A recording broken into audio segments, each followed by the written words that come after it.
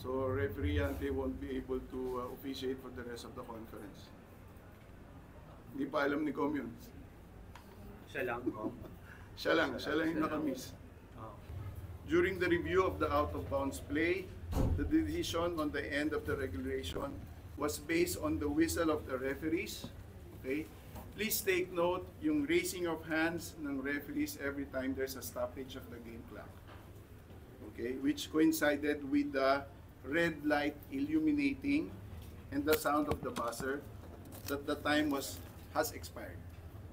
Okay? But on further review on the play, earlier when we reviewed it with the technical committee, indeed there was still 0.8 of a second remaining. Okay? But let me clear that Save Lucero was the last person to touch the ball. Huwag na yun yun. Okay? Sorry makikialam ko. Huwag na ni Lucero. Ang importante doon, yun nga paano yung 0.8. Yeah. Okay. Again, I take full responsibility sa situation na ito. Okay? Again, ulitin ko, I take full responsibility of this incident. Okay? Anything else? Gamit tanong yan. Oh, tanong nyo. Clarification regarding naman sa goaltending. Okay. Doon sa last 15 seconds na situation with Lucero again. Okay, our trail referee who administered the inbound, si Mr. Ray Yante, missed to call a goaltending because of his position. Okay, so that's the only answer or I can give you right now. Okay, mali ang pwesto niya, he was not able to call a goaltending. But again, with the rules that we have, we reviewed it, but again, that's after the fact already. Magnolia already fouled the rain or shine player. But again, we add the 2 points because of our rule regarding reviewables on our miss goaltending. Com, nung pagka goaltending ni Jonard, hindi pwedeng i-review agad yun? Because there was no call. If there was a call, kanina nga, yun yung pinag-uusapan namin ni Com, if there was a call, right then and then, we could have reviewed it, stop natin, then basket count, all ang score, bola ng rain or shine. Pero wala kasing call. Yeah, there was no Nagkaroon call. na lang ng call nung pumaul. Yes, there was a dead ball, that's the only time. Actually, here's the thing. If the Magnolia, well, of course, it's a strategy, aspect, Kung sakali lang na hindi fumaul si Magnolia, tas play resumed, tas there's a dead ball na out of bounds, pwede namin reviewin tayong score. Kaso may prior na, Yes. to foul if they miss the Yes, yun ang instruction. Just citing an example naman, Jerry. Kung sabi kasi ni Coach Chito, it cost yung hindi natawag na goaltending cost them the game. So, anong reaction niyo po doon That's his opinion. That's his opinion.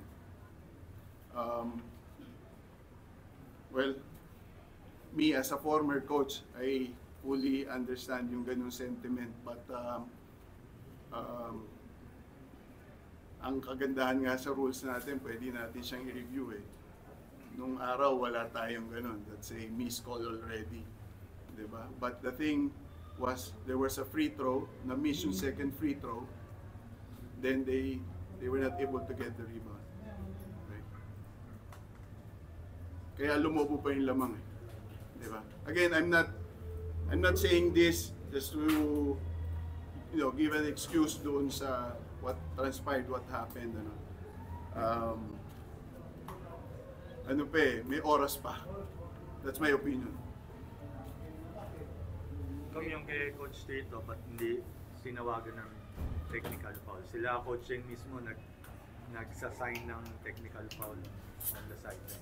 Precisely what Mr. Terrado mentioned. We don't want to decide the game with that technical foul. The score was tied that time. Okay? So if that will happen to Coach Cheng, to Coach Chot, or to whoever coaches, probably we do the same. Because we want to save the game. We don't want to give a technical. During that time, with the seconds to go and tied on score. Okay? It applies to all teams, to all coaches. So to all coaches who've been telling the media that pag si ganito, pag si ganyan, come on, alam nyo, situational yan nangyayari, case to case, okay?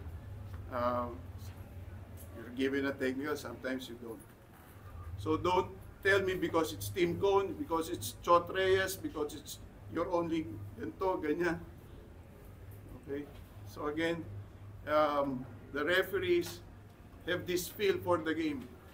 Okay? For everybody who understood the game, nangyayari yung ganitong sitwasyon. Okay?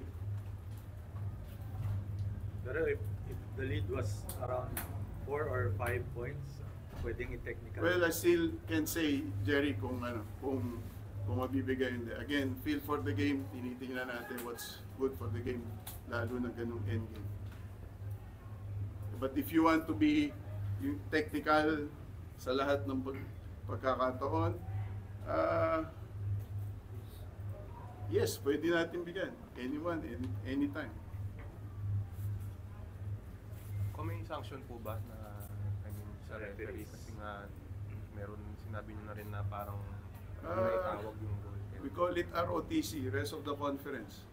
So referee Yante won't be able to officiate for the rest of the conference. Hindi pa alam ni Com yun. Siya lang, oh. Siya lang yung nakamiss. Okay. So yung recommendation ko, pag pinayagan ni Com, okay na. Which I think he will agree. Rest of his life. Rest of his life. Yung iba, yung ibang tumawag. Kung doon lang sa goaltending, Jerry, si Ray talaga ang nakamiss. Yung trail referee.